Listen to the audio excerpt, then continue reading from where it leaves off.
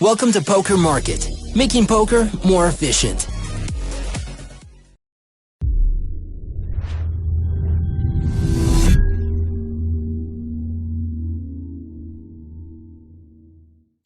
What is up, guys? This is Weasel for PokerWeasel.com. Welcome to part 3 of this series, Fundamental Theorems. The topic of today's video is bluffing. This is what we can expect in this episode. Definition of bluffing. So what is bluffing? What are any associated mathematical formulas we need to be aware of? We're going to discuss some of the misconceptions regarding bluffing that many players have. We're going to talk a little bit about bluff sizing. We're going to have a look at some hand history examples, and then we will summarize everything. Let's start with the absolute basics. So what is a bluff? Now, hopefully there aren't too many of us here who don't know what a bluff is.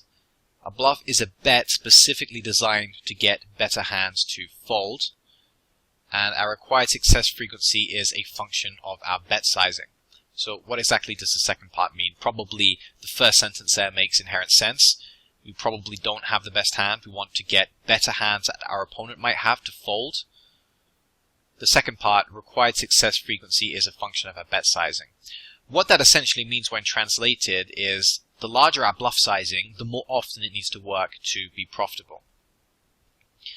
A common misconception that new players might have, and most of us probably don't have this misconception, is that a bluff needs to work over 50% of the time to be profitable.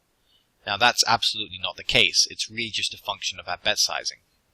Imagine, for example, that there is $1 million pot, and you have the option to bluff $50 into that pot, but you know your bluff would only work 10% of the time. Now the question is, would you make that bluff? Well, the truth is that that bluff is going to fail a majority of the time. It's actually going to fail 90% of the time. It's only going to work 10%. But because we're only risking $50, and we could potentially win $1 million 10% of the time when our bluff works, it should hopefully be obvious that our bluff does not need to work over 50% of the time. The frequency with which we require our bluffs to work in order to generate profit is based on how much we're investing relative to the size of the current pot. And in fact, the relationship is exactly that. It's what percentage of the current pot are we investing. So let's have a look at a quick example. Imagine there's $100 in the middle, and we decide to bluff at that $100 for half pot. So the question is, how often does that bluff need to work in order to be instantly profitable, disregarding any pot equity we have?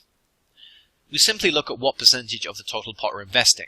So if there's 100 in the middle, and we're going to be investing 50, so keep in mind that the total pot size will now be 150, and we're investing of that 150, we're investing 50. So what percentage of 150 is 50? Well, we can do that very simply by doing 50 divided by 150. We get what is known as a percentage in decimal format. What that essentially means is just look at the information to the right of the point. Don't worry about anything else. Alternatively, if you need to, you can just times it by 100. So we get the result there, 33. That stands for 33%. What that essentially means is if we make a half pot bet and we ignore any of the pot equity we have, in other words, let's imagine we just have 2 blank cards. They have no shot at winning if they get called. Let's say they're drawing dead if they get called. If our half pot bluff succeeds more than 33% of the time, we're still making money. Even if every single time we get called we have to check fold on a later street, we're instantly profitable because our opponent is folding too much. In fact, we can refer to an opponent folding exactly 33% as the break-even point on our bluff. In other words, let's say we bluff a half pot and our opponent defends exactly 67% of the time or so. In other words, our bluff works exactly 33.33 of the time. It means we don't make any money and we don't lose any money. It means our expectation relative to the current decision is going to be exactly 0. So we can refer to that as a break-even point. It also means that if our opponent's folding less than 33% of the time, it means we actually lose money with our bluff. We'd be better off check folding, which is going to be 0 EV relative to the current decision.